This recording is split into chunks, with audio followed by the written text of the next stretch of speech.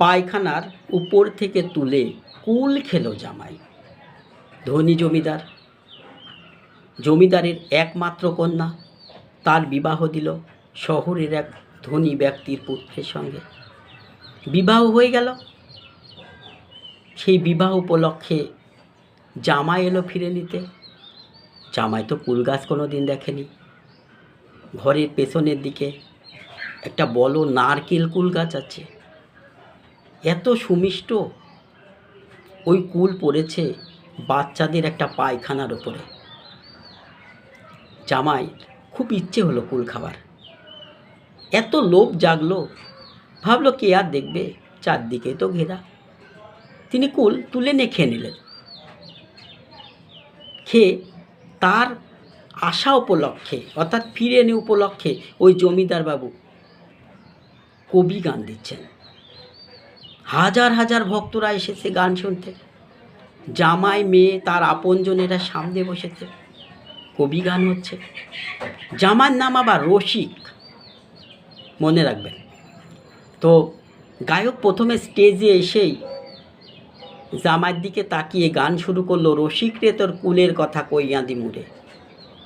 যখন গান শুরু করলো তখন জামাই ভাবলো, আরে ও না, বুঝে গেছি আমার কুল খাওয়াটা হয়তো দেখেছে, তাই সে আমাকে বলছে তোর কুলের কথা বলে দেবো। এক কাজ করি, 100 টাকা দিয়ে দিই। 100 টাকা দিয়ে দিয়েছে।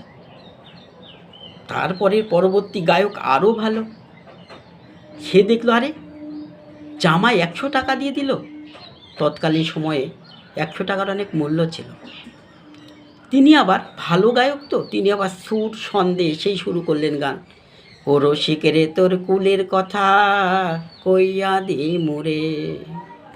আরে এ বেটাও জেনে ফেলেছে, দেখে ফেলেছে। এখন যদি বলে দেয় তাহলে আমার মান সম্মান থাকবে না। 500 টাকা বের করে দিয়ে দিয়েছে।